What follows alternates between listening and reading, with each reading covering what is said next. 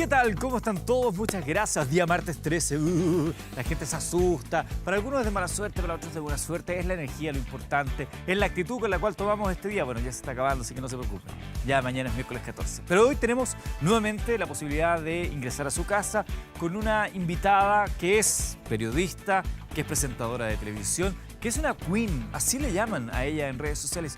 Una queen. Buenas noches a todos. Buenas noches, Mónica Rincón. Hola. Además, qué Qué gusto. elegancia. No podía ser menos si venía Qué- para acá. Mira, yo traté de estar a tono ahí, semi... Pusimos de acuerdo. Te llegó el mail, te llegó Por el favor, mail. asiento, bienvenida. Gracias, muchas gracias. Viene llegando de Perú. De Perú, sí, cubriendo la crisis política, social, bien tremenda que se está viviendo ya, una inestabilidad ya no es de ahora, es de hace 2 décadas, con el Parlamento enfrentado con quien sea el presidente, del signo político que sea. Un país increíble, pero que están pasando por momentos súper tristes. Hay 7 personas muertas en esta crisis, en medio de las protestas. ¿Cuál es la sensación en la calle? Porque, claro, uno llega acá, te llegan las informaciones tamizadas, pero ¿qué se siente en la calle? Entendiendo que hay facciones y todo lo más, pero ¿cómo los viven? Así como ya, bueno, es lo que nos toca vivir una vez más. Es que yo siento que cubrir es como estas noticias, es por un lado ser testigo de la historia y también sirve para mirarnos como país y como continente. Siempre sirve para eso también, mirar más allá de la cordillera. Y se ven hartas cosas que son comunes a América Latina, no somos tan distintos como a veces creemos. Y a mí lo que más me preocupa es palpar en la calle una vez más en otro país. Hace poco estuve en las elecciones de Brasil, donde ganó Lula. Había estado en las anteriores cuando había ganado Bolsonaro. Este descontento con los políticos en general, con la forma en que ejercen la política, cuando no es con mayúsculas, sino que es con minúsculas, contra la corrupción, mucha molestia, mucho desencanto. Entonces es complicado porque las democracias no se acaban solamente con golpes de Estado. Esa es una forma. Claro. Y de hecho Pedro Castillo intentó un autogolpe, se diga lo que se diga. Pero también se acaban cuando se van horadando desde dentro, de a poco. Cuando se va minando la confianza en las instituciones, cuando se van haciendo cada vez más común los casos de corrupción. Imagínate que en Perú, el que fue a presentar el presupuesto, el anterior, el último presupuesto, quien lo fue a presentar, tuvo que pedir que le levantaran el arresto domiciliario.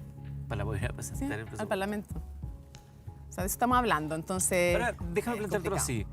Se habla que la corrupción es como el cáncer, ¿no?, de las democracias, que acá en América Latina como que la tenemos muy presente. Ha estado ocurriendo esto en Perú, al mismo tiempo en Argentina había un proceso contra la vicepresidenta y Sí, pues, expresidenta. con condena ya. Claro, pero en Europa también ha habido Ahora la episodios. vicepresidenta del Parlamento Europeo. Claro, entonces es como un fenómeno global que tiene que ver con que hoy día tenemos más acceso a información y por lo tanto es menos posible hacer eso y pasar colado como era antes. ¿O será que la ambición ahora está más? No, yo creo que la gente no es más mala ahora que antes. Yo creo que es verdad que hay más mecanismos de control, pero también hay nuevas formas de criminalidad. Así como uno dice, bueno, pasamos de un lanzazo a un portonazo, el cuello y corbata también va evolucionando sus formas y una de las formas desde siempre de corromper, lo que pasa es que tal vez antes no sabíamos tanto, pero se va sofisticando la forma de corromper y de permear todas las instituciones y de irse haciendo en el fondo dueño de todo esto. En Perú, ponte tú, cada país tiene sus particularidades. En Perú está el tema de la minería ilegal,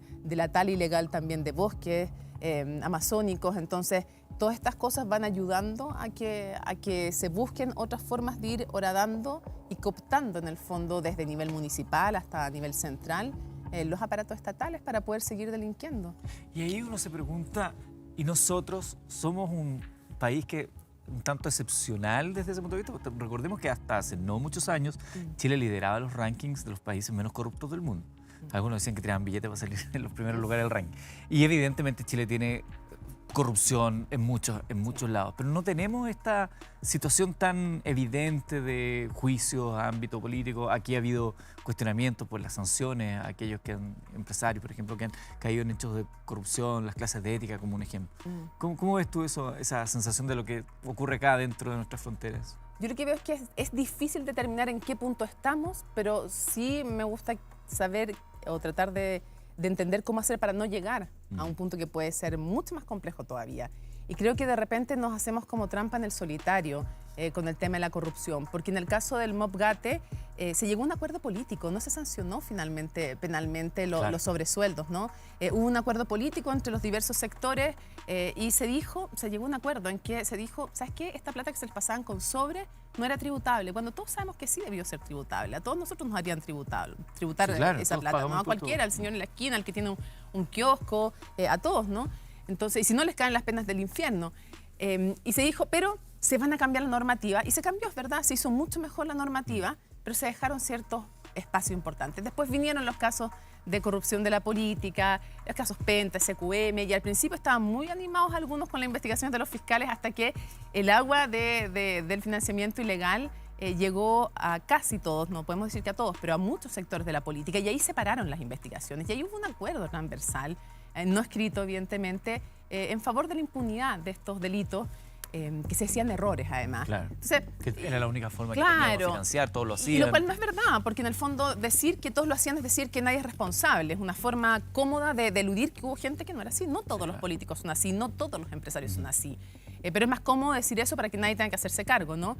Y entonces de nuevo se pactó una impunidad, y todos lo sabemos. Y lo que se hizo fue, vamos a mejorar la ley, es verdad, se mejoró el financiamiento público, es un gran avance, esa es la parte positiva, esa es la parte medio llena del vaso, pero la parte medio vacía es que no hubo persecución penal real, cayeron unos pocos, entonces, y quedan algunos casos pendientes. Entonces, de nuevo, se cambian las instituciones, se cambian las leyes, eso es bueno, es un avance, no se cambian todo lo que se debieran cambiar, todavía, ponte tú, el Ministerio Público no puede perseguir por iniciativa propia los delitos, no solamente los que tienen que ver con tributarios, tampoco los de aduana y otros tantos más, los que tienen que ver con colusión, varios de ellos tampoco, a menos que haya una denuncia previa del Tribunal de Defensa de la Libre Competencia. Entonces se cambian las cosas, no se cambian del todo lo que se debiera y no se persigue penalmente. Entonces yo creo que la sensación también de la gente termina siendo de hastío, y yo creo que está poco estudiado, pero parte importante del descontento de la gente durante el estallido tiene que ver efectivamente con la impunidad, con la colusión. O sea, tú te preguntas, yo alguna vez se lo pregunté a Juan Sutil de la CPC, ¿cuántas empresas habían sido expulsadas de la CPC o de la SOFOFA por los casos de colusión? Cero.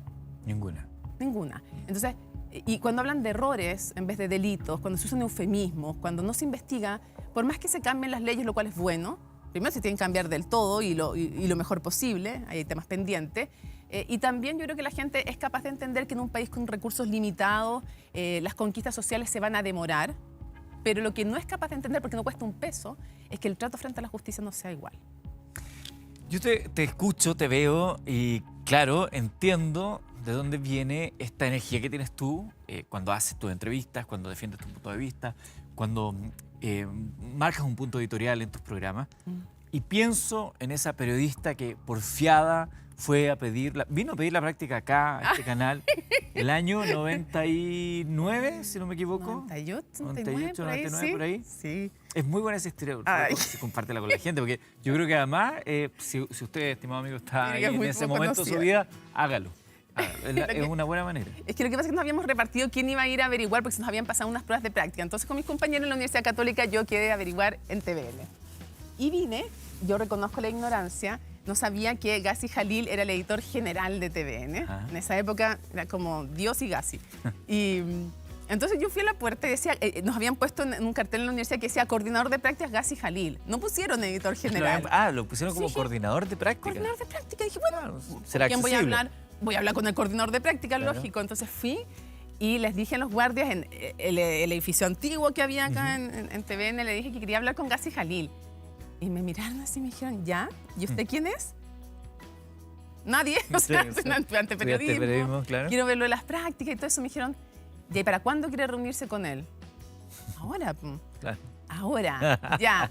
Mi amor. Bueno, hinché tanto que lo llamaron. Obviamente Gassi me mandó a buena parte. Y yo crucé a la Shell del frente, que entonces tenía de esos teléfonos, que otro, que se me cae el carnet, pero tenía esos teléfonos antiguos. Públicos. Sí, pues, de los con tic, sí, pues claro. Es más, yo era con disco incluso. Como los de Cachiyuyo. Sí, que los chiquillos hoy día no saben usarlo, no saben para qué sirve el disco, pero bueno. Si es que encuentran alguno por ahí, además, ¿no? Claro. es que existe.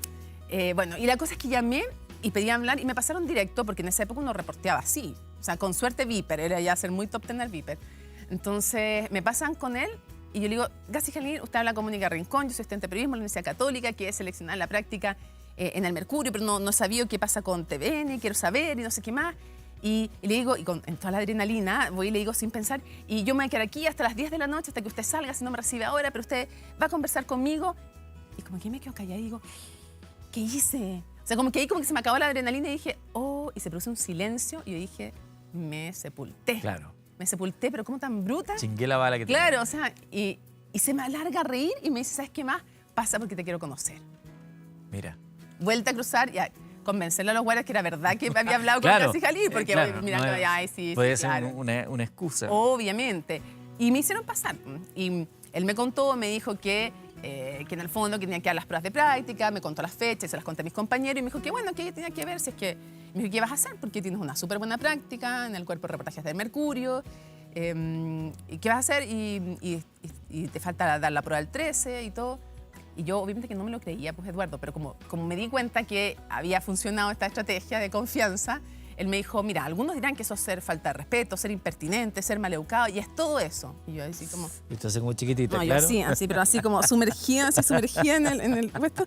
Y me dice, pero ese es el tipo de periodistas que yo quiero. Y yo ahí, Bien. recuperada de nuevo, bien, sentada de nuevo. Y entonces yo dije, ya, esto funciona, aquí funciona esta estrategia, entonces... Claro. Entonces me dijo, ¿qué vas a hacer? No, le dije, yo le voy a decir que no. Mira esas imágenes. ¡Ay, qué joven! Cobertura de un año nuevo.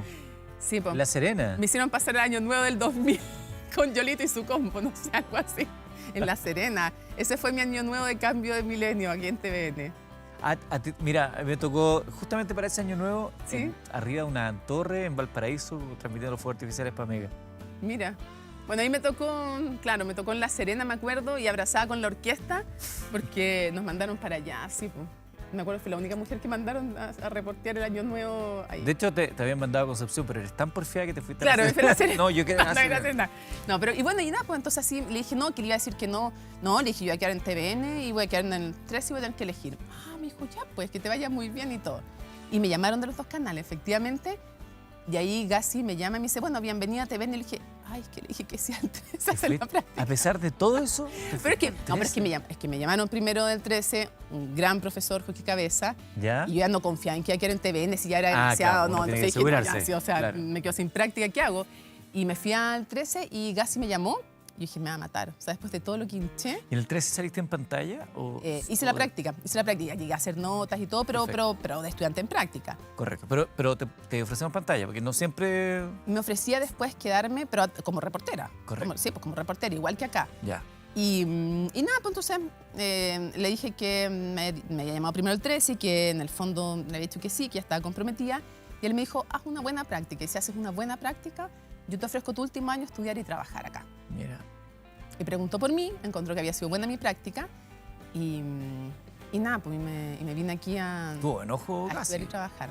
Más allá de tu porfía y de tu interés y ganas, que es siempre muy bueno, pero tuvo enojo porque podría haber sido una chica impertinente más, pero dijo, apostó de alguna manera. Es que, bueno, ojalá que sí, pues apostó bien, ojalá que la gente lo sienta así en sus casas. Y claro, y tuve suerte también porque cuando preguntó, en esa época eran muy rivales, TVN y Canal 13, eran como los dos canales. Información privada. Sí, eran súper rivales. Y preguntó por mí a Jorge Cabeza, y yo creo que Jorge Cabeza más que por mí era porque esta rivalidad, le dijo, no, pero es mi estudiante en práctica. Entonces, yo creo que subí como por suerte un poco los bonos de consideración. Me imagino que te has cruzado con Gassi posteriormente. Sí, pero sí trabajé con él 14 años aquí en TVN. Pero después ahora ya verte También. convertida en una mujer ancla que ha instalado un estilo de conducción, de presentación, una de las mujeres más influyentes, no lo digo yo, lo dicen estudios. Me imagino que esa conversación con Gassi... Sí, yo creo que es que yo le agradezco mucho a toda la gente con la que me he construido, porque yo creo que el que cree en televisión, también te lo he escuchado a ti decir esto, y lo comparto y lo suscribo, que aquí nadie se construye solo, uno se construye solo con equipo. Y los camarógrafos que están aquí, parte de los camarógrafos que están en este estudio, son camarógrafos que a mí me enseñaron también mucho. Los primeros móviles, con el que salías en los móviles te enseñaba todo, el camarógrafo, el productor, los otros periodistas. O sea, yo hice escuela con tremendos periodistas acá, no sé, una editora política, si alguna queja de los políticos que hablen con Pilar Bernstein, digamos, una de las personas con las que trabajé, con Pancho Poblete, con tanta gente más. Hice muchas cosas además acá en TVN y le tengo mucho cariño. Para mí la televisión pública es fundamental. reporteé, conduje casi todos los noticieros, trabajé con, no sé, pues desde la Cecilia Serrano, Jimena Planella, Ángela Robleo, con tanta gente, con Amaro, con Juan José Lavín, pero con todos los conductores de esa época, La Consuelo, Saavedra, con muchos. Entonces aprendí mucho de los conductores, de los reporteros, de los camarógrafos, y pasé por hartas cosas, desde conducir, editar programas, conducir la cultura entretenida, que fue una etapa preciosa también. Qué bonito eso. Sí, y estar en hartos hechos noticiosos es importante, y eso lo agradezco mucho. Eso conversábamos antes de entrar al aire, ¿no? A propósito de tu viaje a Perú, que yo te digo, qué entretenido. Y tú me dices, sí, pero es terrible lo que está pasando. Le digo, claro, pero yo lo decía así bien sinceramente, porque desde el punto de vista periodístico, la oportunidad de estar en el lugar donde están ocurriendo hechos como estos, que no ocurren a cada rato, es entretenido en un buen sentido de la expresión, porque te genera una adrenalina, una posibilidad de ser testigo de algo. Sí, pues ser testigo de la historia es un honor y es una tremenda responsabilidad, porque estás trabajando para la gente, porque esto es un servicio social, el periodismo, claro. Porque puedes poner temas que les sirven a tu país, porque los ayudas a comprender, porque eres un puente, porque tienes que interpelar siempre al poder, o sea, en donde estés. Y eso es importante, es relevante. Yo he tenido el privilegio de estar en hartos hechos históricos, la muerte de Chávez, el juicio en La Haya, el triunfo de Bolsonaro, la derrota de Bolsonaro, o el triunfo de Lula, como se quiera ver, claro. Digamos, o sea, depende de cómo se vea, la llegada de Trump al poder, las últimas elecciones de Estados Unidos. Me ha tocado hartas coberturas y también hechos nacionales, como el terremoto, como la muerte de Pinochet. Entonces uno siente una tremenda responsabilidad, porque uno es parte de un equipo, uno es la cara de un equipo y uno es el puente con la gente. O sea, cuando pasan cosas como un terremoto, hay gente que la primera cara que ve es la tuya, y el primer equipo con el que se conecta es con el que tú estás trabajando. Y la información le lleva a tomar decisiones, críticas en algunos momentos y para el día a día en las otras también. Entonces a mí los temas que más me apasionan, claro, tienen que ver con política nacional, con política internacional. Y siento que es un privilegio y una suerte trabajar en lo que tú amas, además. ¿Es conocida la anécdota que llegaste en pijama y pantufla para el terremoto? Es verdad, es real. Es real, yo no la había contado y la contó mi jefe ese entonces, Jorge Cabeza, primero, porque bueno, mi marido llegó ese día de un vuelo de Brasil como a las 2 de la mañana. Entonces recién nos estábamos durmiendo cuando fue el terremoto. Y yo tenía todos mis libros ordenados con mis zapatos, porque estaba cambiando el closet, y todos los libros se cayeron encima de mis zapatos. Y cuando es el terremoto yo me despierto, llevaba al aire, yo soy del equipo fundador del canal 24 Horas de acá, que los quiero mucho además, les mando saludos, y llevamos poco tiempo, estábamos compitiendo contra CNN Chile, y sentíamos que era todavía un proyecto que tenía que validarse, y estábamos explicando lo importante que era un canal de noticias. No era tan evidente como es ahora que un canal de noticias es súper relevante. Entonces era importante estar ahí y estar luego al aire y mostrar la importancia de este canal y también ser útil a las personas, porque en esa utilidad a las personas, en ese servicio, tenía sentido un canal de noticias, si no era en una situación así de crítica, ¿cuándo, digamos? Entonces yo me levanto y digo, no, si esto fue fuerte aquí, ahí están las imágenes, es un pijama, literal. Es un pijama. ¿Es un pijama? Es un pijama con un chalequito que encontré. Tal cual. Claro, no sé, tan y abajo. usado. Sí, no, nunca tan usada. Y un chaleco que encontré y me puse encima. Así salimos al aire. Y yo, todos mis zapatos quedaron tapados por los libros.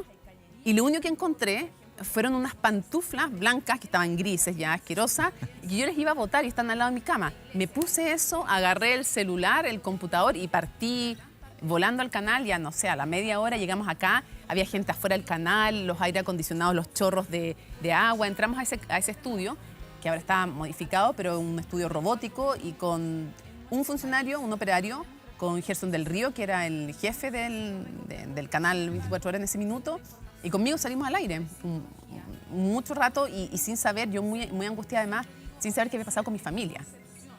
Y tal vez el momento más crítico fue cuando bueno, iban llegando todos cooperando, todos me entregaban, gateando, me entregaban hojas con información, datos, lo que sabían, no había internet, estaba todo cortado. Y en un momento como que se hace un silencio en la sala de dirección, y mis papás estaban en Concepción, 2 de mis hermanos también viven allá, y en un momento se hace como un silencio y Gerson me dice, quiero que estés tranquila porque te tengo que decir algo. Y yo, ¿qué? Y me dice, el epicentro es en Concepción. Y a mí se me secó la garganta, me dio mucho nervio, y como que traté de convencerme que al menos mi familia iba a poder verme. Imagínate, ni siquiera pensé si había luz o no, pero que iba a poder verme y iba a poder saber que yo estaba bien. Claro. Y un equipo, la gente que trabaja en prensa y todo, le pidió un equipo del canal de allá que fuera a ver que mi familia estuviera bien. Y después me enteré que estaban bien, efectivamente. Y una semana después, yo relevé a Amaro, que estaba reporteando en Concepción, y fui a reportear allá. Y eso fue muy duro. O sea, ver a la ciudad donde yo nací, donde crecí hasta los 17 años en el suelo, ver mi colegio destruido, ver los niños en la noche en Talcahuano, fuimos a una caleta y estaban en medio de puras carpas de nylon, Eduardo. Y yo recuerdo hasta el día de hoy el ruido de la respiración de los niños obstruidos en medio del agua, de la lluvia. Pero la primera noche, además, cuando se cumplió una semana exacta, hubo una lluvia después del terremoto. Y escuchar ese ruido como obstruido de los niños en medio de la precariedad, de la pobreza y con toda la fortaleza de haber sobrevivido y siendo capaz de sonreír igual, no, a mí eso no se me olvida.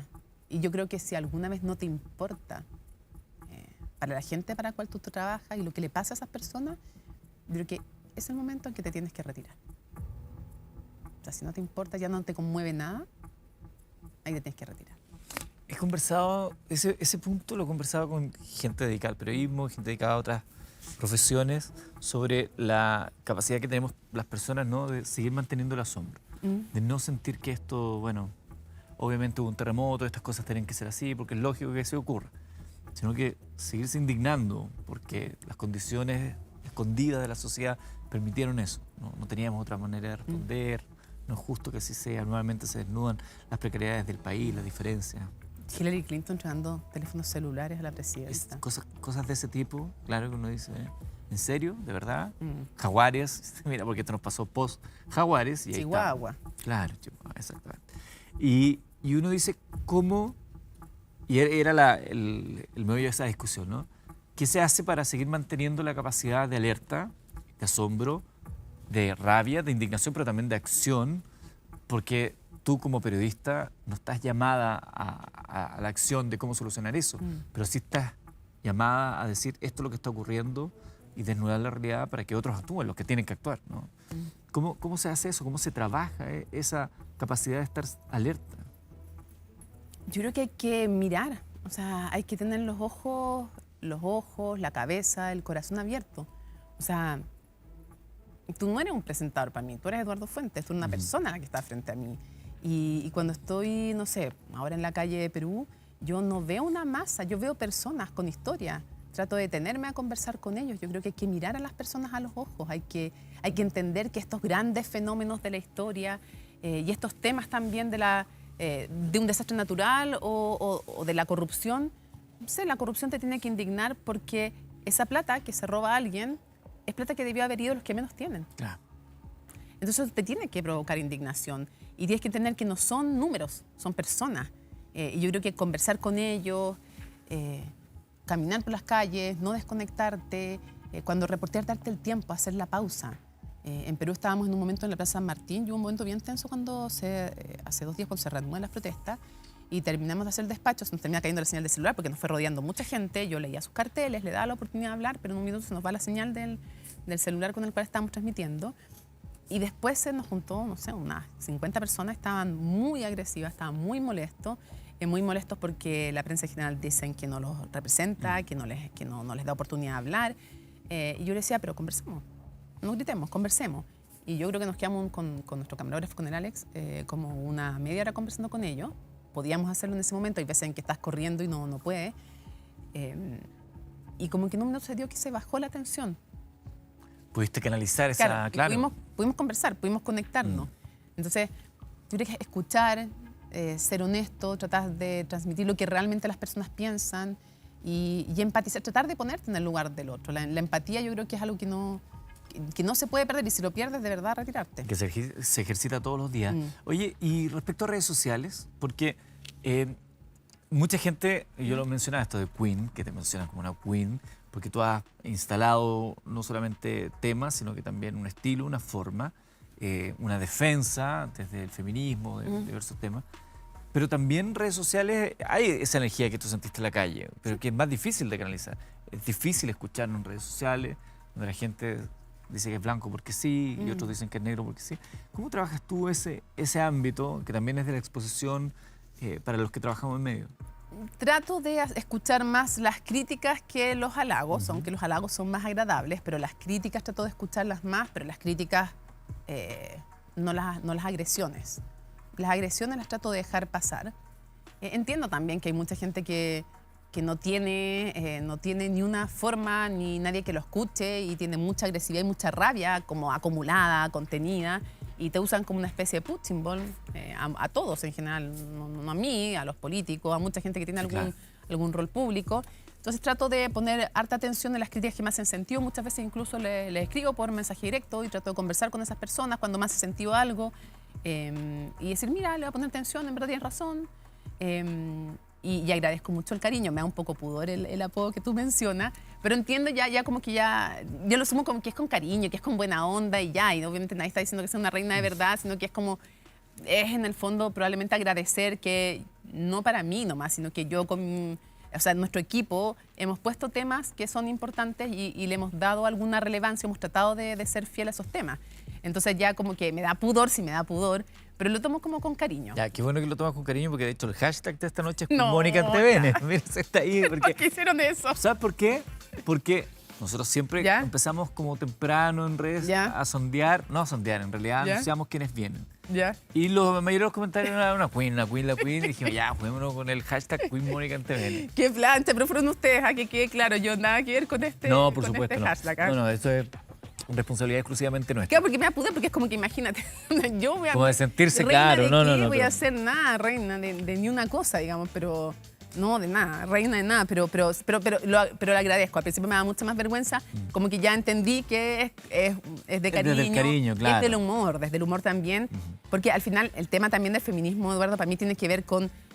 yo no soy militante de ninguna causa, pero sí como mujer me declaro feminista.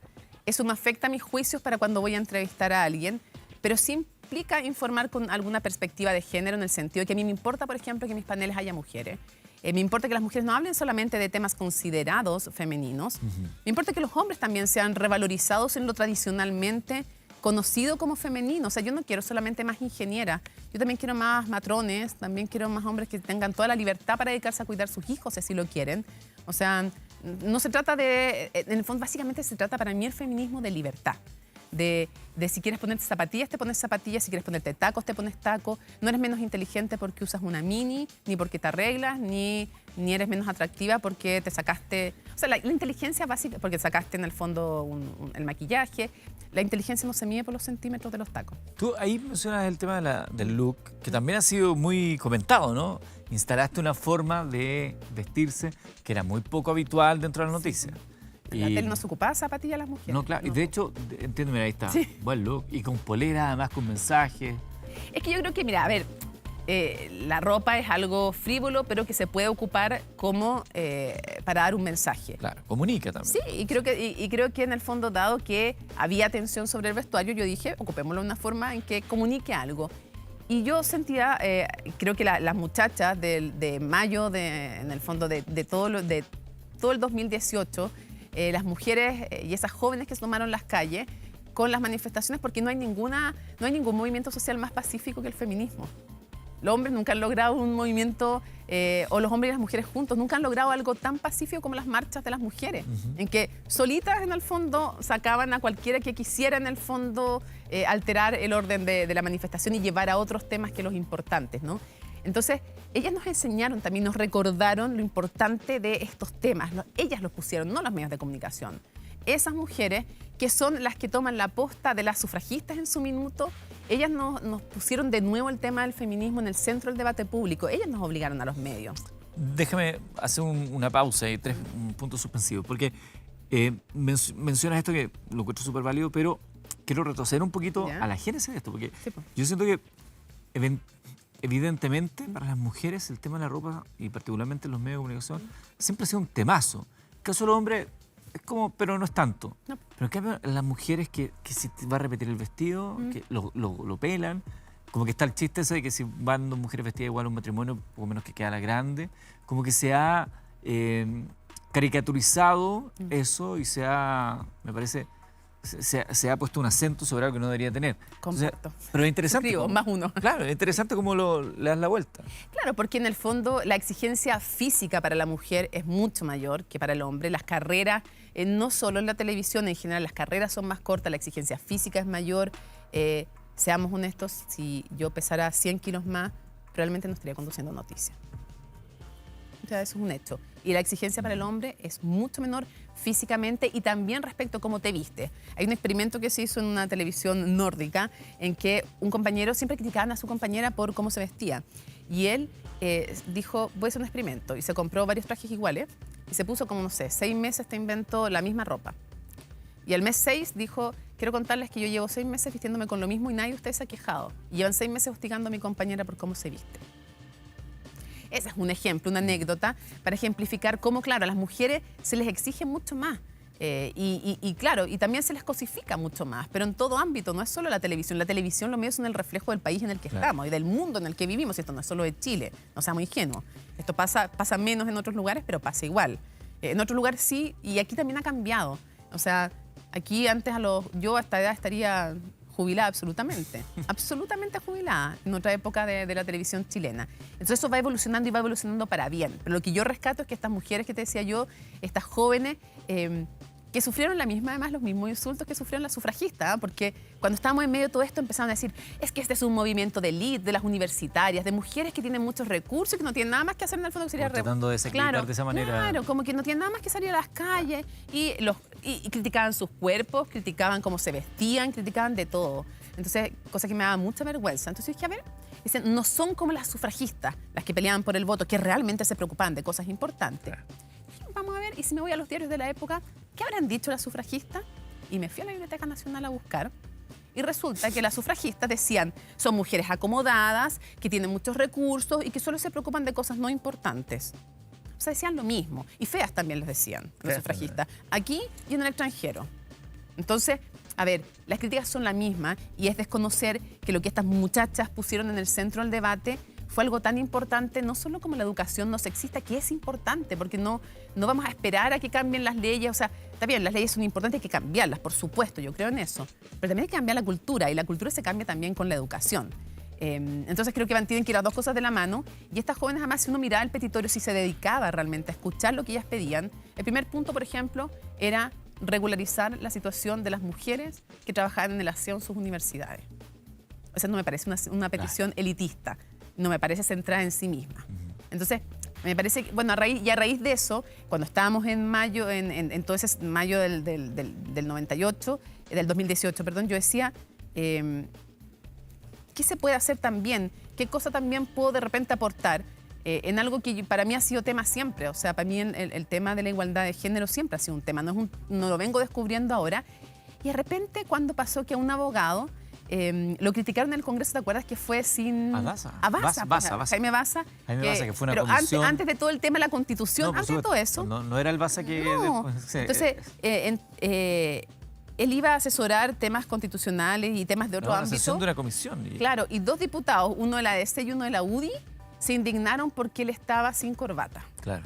Él iba gratis, iba a dar su punto de vista y ayudarlos en el fondo, y ese día hacía mucho calor, él fue con chaqueta y camisa. Claro. Se sacó la chaqueta porque hacía mucho calor. La dejó en la silla. Claro, y fíjate que fue tema porque andaba sin corbata. No lo querían escuchar dije, porque andaba sin corbata. Claro, y yo que tenía esta idea de decir, ¿cómo puedo ayudar a transmitir el mensaje que no tienen por qué imponernos una forma de vestir, una forma de ser? ¿Cómo puedo ayudar? Y dije, ya, jueves sin taco. Hagamos un hashtag, jueves sin taco, y me pongo zapatillas. Y al principio algunos eran como, ¿cómo? Pero ¿cómo? Si en la televisión las mujeres nunca están sin... Porque no estaban en esa época las mujeres sin taco o sin zapatos planos, pero con zapatilla una mujer en la tele, pero como se te ocurre, menos en las noticias, démosle que tanto. Y en esa cuenta pública también, fui con zapatilla y también fue como tema en ese momento. Y la idea era transmitir la libertad de elegir. Entonces dije... Hoy día pasó esto, comencé en el programa, hoy día pasó esto, que se enojaron mucho porque este abogado fue sin corbata. Yo quiero decirle a los diputados que voy a leer con zapatilla y lo voy a hacer igual de bien que si tuviera unos tacos de 15 centímetros incluso. Y aproveché esa contingencia para comenzar con el tema. fue bien recibido, fue bien entendido y sé que es un detalle, sé que es algo chico, no es muy Pero son relevante, señales. pero la idea es darle de alguna señal, manera sí. una señal, ir cambiando y ahora veo que es mucho más común y se hace harto y hay más libertad y si en algo aporte, aunque sea algo chiquitito, feliz. ¿Qué hay de tú misma de niña en Concepción? De esa niña que le gustaba bailar, que le gustaba, no sé, escribir, que hacía cosas. ¿Cuánto va quedando de esos sueños dentro tuyo? Mucho, mucho. Yo siento que la gente que somos de otras regiones tenemos algo distinto. Yo cuando llegué a Santiago me perdía en el metro, eso es la vereda sur y norte, bueno, hasta el día de hoy no soy. Tú me tienes que decir el negocio tanto, el lugar tanto. Otra referencia más Sí, que no, los puntos cardinales. No, los puntos cardinales no son lo mío.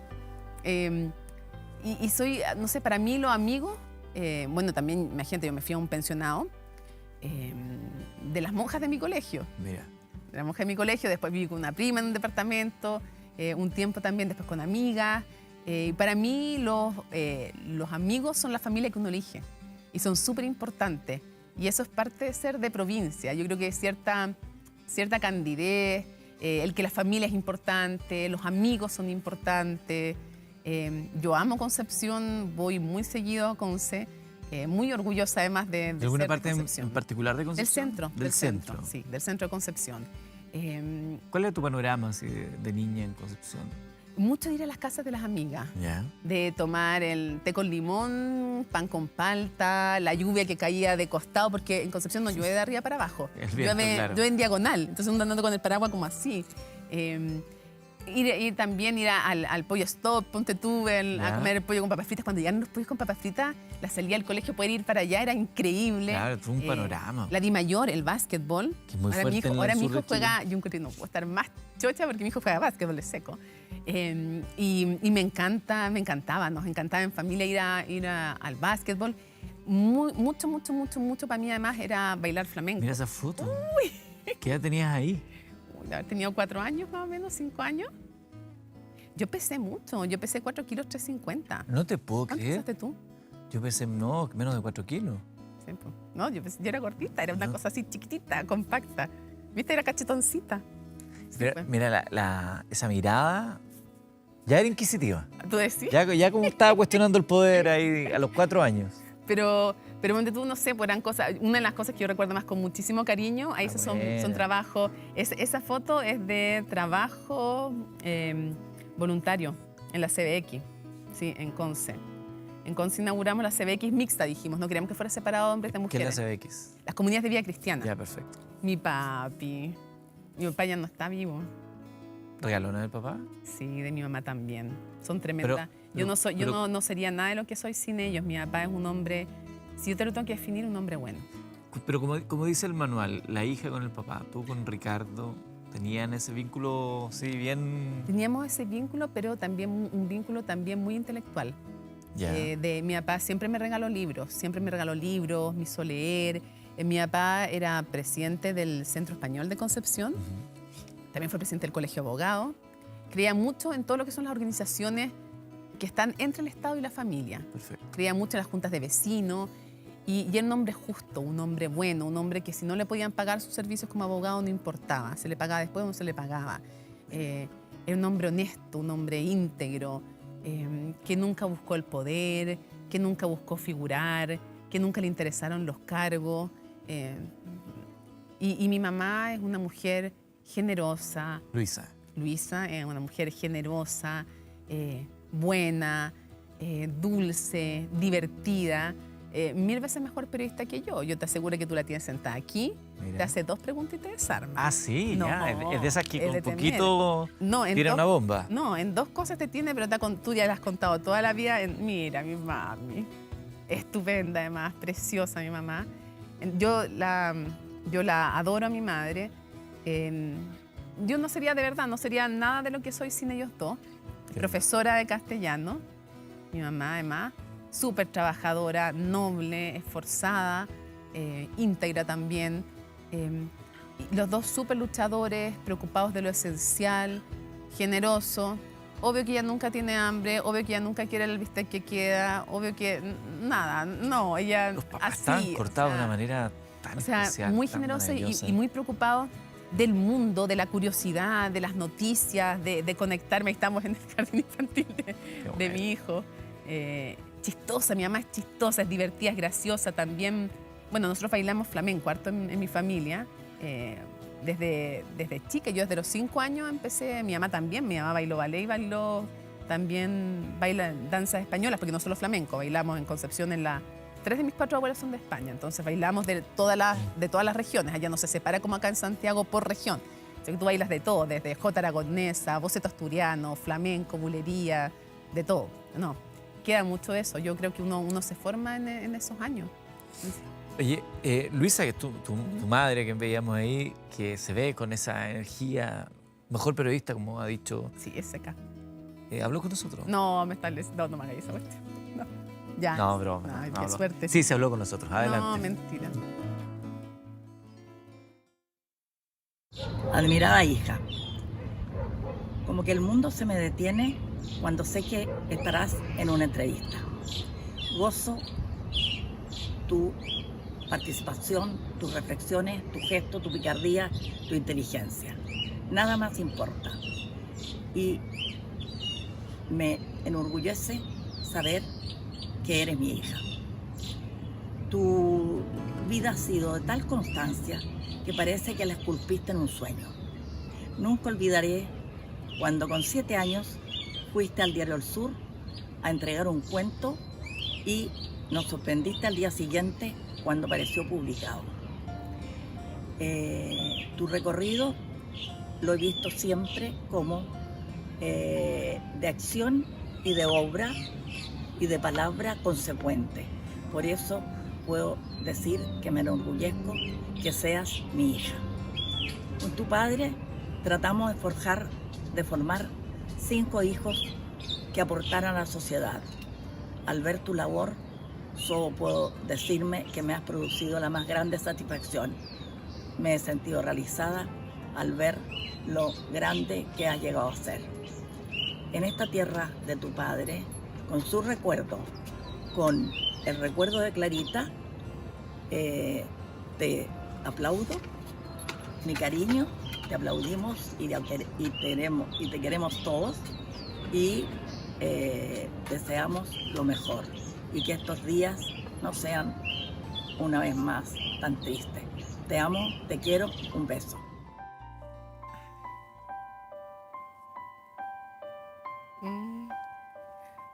Mira, esto fue con trampa, ¿eh? Me dejó para adentro tu mamá. A mí también. Yo no soy su hijo y me dejó para adentro. Luisa, qué hermosa manera que tiene usted de hablar. Qué hermoso y qué lindo. Oh, qué lindo escuchar a la mamá de uno hablar así. Qué precioso, bonito. Fíjate que esto fue con trampa, digo yo, pero yo tengo súper prohibido hablar. No sé cómo lo hicieron, porque yo tengo hiper prohibido hablar, no me pido permiso. No te lo avisó. No me avisó. Está grande ya, Luisa. Mira, avisa. Digo que no. Gracias, mamá. Qué lindo lo que cuenta ella, el orgullo que tiene por ti. Muy precioso. Muy bonito escuchar a los padres de uno decir eso. Y además cuenta esto del cuento que fuiste a presentar al... Pero espérate, tú fuiste a una revista, al diario. Al diario El Sur de Concepción. ¡No! Esto. Mira nada más. Esa es la ronda de los sapos. Cuéntame, Sí. por favor.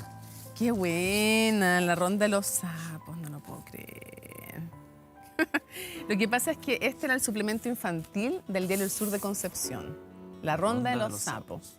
Entonces yo que soñaba con ser periodista, en esa época también podía ser abogada o tal vez, no sé, en algún momento también pensé arqueóloga. Pero yo quería ser como arqueóloga en Egipto. No sé. Perfecto, claro, así como en donde Claro, no sé, Indiana Jones, qué sé yo. Hubiera sabido, hubiera tenido más conciencia de la riqueza que tenía el norte de nuestro país. Exactamente, no era necesario viajar tan No era lejos. necesario viajar tan lejos, pero en fin, bueno. Y la cosa es que yo soñaba con escribir, con publicar y se me ocurrió escribir un cuento, obviamente que debe ser horroroso, espantoso el cuento, y fui y dije, lo voy a hacer yo sola.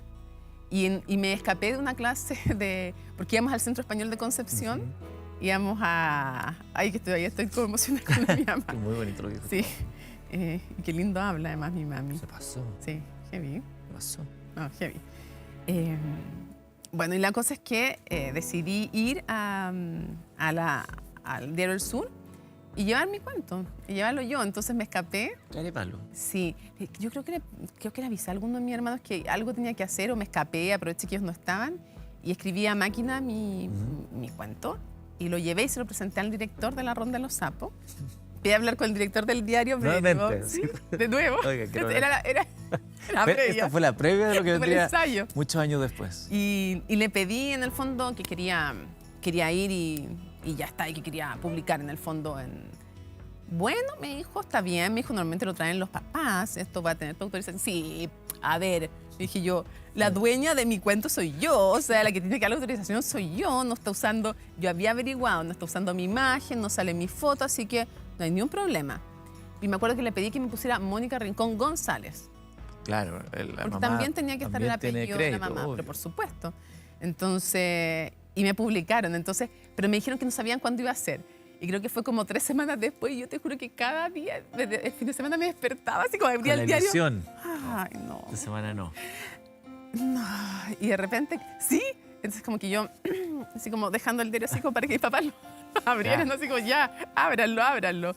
Y cuando lo abrieron, ay, yo lo encontré lo máximo. Notable. Encontré que, porque era el logro más de haber ido uno, haber logrado que te publicaran. Qué bonito. De la perseverancia, y esos son los valores que me transmitieron también mis papás. Nuestro corresponsal en Concepción se llama Rodrigo. Y Ay, también no, ya se- van a seguir, pero ¿por qué me hacen esto? No, Adelante, Rodrigo, del Centro Español, justamente. no. Querida Mónica, seguro que no lo reconoces, es el gran salón de eventos de actividades del Centro Español de Concepción. ¿Te acuerdas de la primera? Aquí, junto a nuestra hermana Paulina, teníamos nuestras clases de danzas españolas. Si estuvieras ahora, te aseguro que podrías palpar, sentir la emoción de esos discursos del papá que aquí dio, uniendo a España, Chile y los pueblos originarios. ¿Te acuerdas de la segunda, tercera? Será necesario, Mónica, decirte cuánto te valoramos, cuánto te queremos, cuánto te admiramos. Seguro, papá y Clara, en lo alto, no se pierden un noticiario tuyo. Cuarta, quinta, no, sabes que son solo 4, un solo de sevillanas. Te esperamos en Navidad para celebrarte, porque eres una tremenda mujer, igual que tu madre. Mi hermano Rodrigo. ¿Qué onda la familia? Qué manera de hablar bonito. Es que además es un tremendo bailarín. Rodrigo es periodista también. Y es un tremendo bailarín. O sea, yo... Preciso un par de cosas. Oye, yo no y ya. autoricé nada de esto. Nadie me pidió Esto es permiso solo de maldad esto. nuestra. Sí, Solo esto maldad nunca fue autorizado, pero gracias, mi hermano, sí está bien. No están contando nada que no se sepa, además, nada que no sea de dominio público. Sí, pues Rodrigo es un tremendo bailarín. Yo creo que es de los mejores ¿Qué son? bailarines de flamenco. Primera, segunda, tercera. Son las 4 coplas que tiene una sevillana. Que son como... Tiene 4... Pero son golpeteos de pie. No, lo que pasa es que tiene 4 partes. Las sevillanas son 4 bailes. Cada sevillana se compone de 4 bailes. Por eso él dice la primera, la segunda, no la es- tercera y la cuarta. Y cada una Yo quería de ver si me enseñaba No, ya no. primera, segunda. No, ya no, nunca tanto. Yo Pero, dije, vamos no. pasando los cambios de un auto. Claro, ya. No, pero tiene 4 coplas en el fondo la Ajá. sevillana y cada una se baila siempre igual. La primera, la segunda, la tercera y la cuarta. Se pueden cambiar las canciones, pero son las mismas. Notable. Sí, y es un gran hermano, gran bailarín, gran periodista y baila increíble. Yo creo que no he visto un bailarín como él. Baila muy bien. ¿Nos queda familia todavía? No, ya. No, Ya, tranquila. no, sigas, hermano, por favor. No, vamos a hacer una pausa y al regreso seguimos conversando con nuestra invitada al día de hoy. Oye, la familia. Oye, era que me tienes bonito, ya. me emocionaron. ¿Entiendes? Pero Sí, ya. Tengo el corazón así como que No, basta nunca, ya. es que esto nunca había... No, nunca. No, Te va a pero- matar en comercial. No sé si quiero ir a comerciales. Voy a ir a hacer, voy al baño. Hacemos una pausa y al regreso, si estoy vivo, seguimos haciendo nuestro Buenas noches a todos.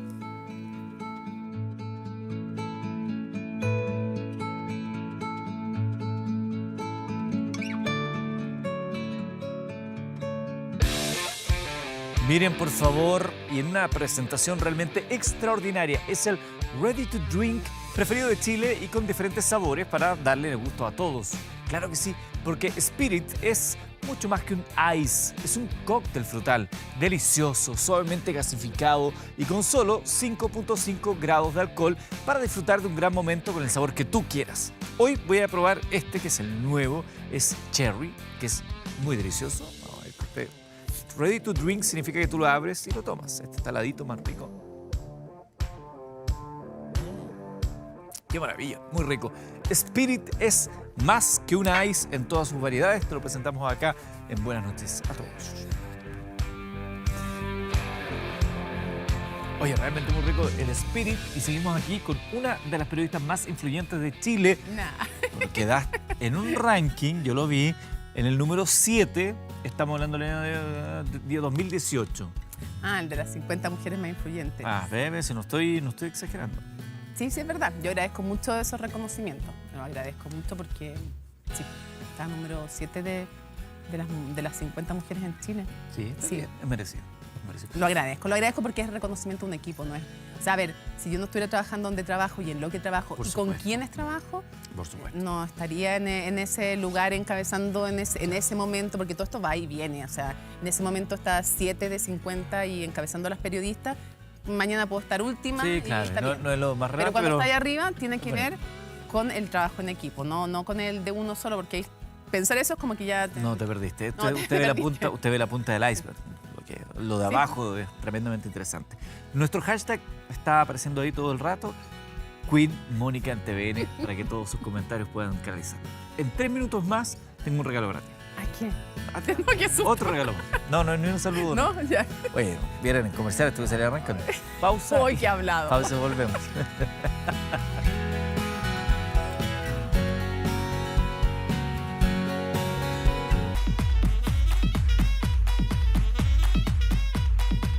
Ya estamos de regreso esta noche. Te quiero contar algo que a mí me hace feliz, por eso estoy así de sonriente. El verano perfecto sí existe, ¿sabías eso? Sí, existe. Gracias al servicio oficial Nissan puedes tenerlo. Realiza tu mantención y pregunta por los precios especiales en repuestos y accesorios para tu Nissan. Conoce las condiciones y agenda tu hora en nissan.cl. Nissan.cl, por cierto, que es un muy buen dato. Te hágalo. Nissan.cl. Por eso me pone feliz el Sí. verano ideal. Obvio, porque claro, las mantenciones. Está bueno el dato. Bueno dato. Bueno el dato, me gusta. Tengo otro dato que te va a encantar. A ver. Es una maravilla. De hecho, este pack es tuyo, ya te lo Ya. entrego de inmediato. No es como de mentira, como que te lo quitan No, después. no, Ah, de ya, verdad, ya. es totalmente real.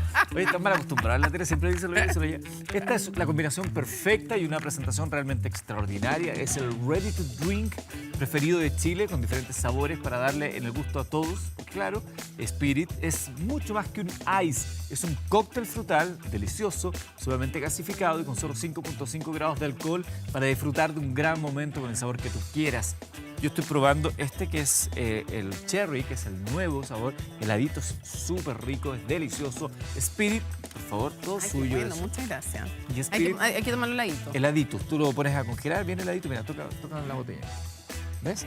Muy heladito y esto se disfruta. Ready to drink, se abre. Listo. Y solo 5.5. No, Somos delicioso. amigos, no somos amigos. No, Somos amigos ya. Hacemos una pausa. Ahora sí, ¿Qué? tengo otro regalo para ti. A ver. Pero te lo voy a dar después de la pausa. Ay, Son ya. menos de 3 minutos los que nos separan Del ti regalo. Y un regalo que yo sé que te encanta. ¿En serio? Me lo soplaron. Ah, Así que ya. hacemos la pausa y regresamos.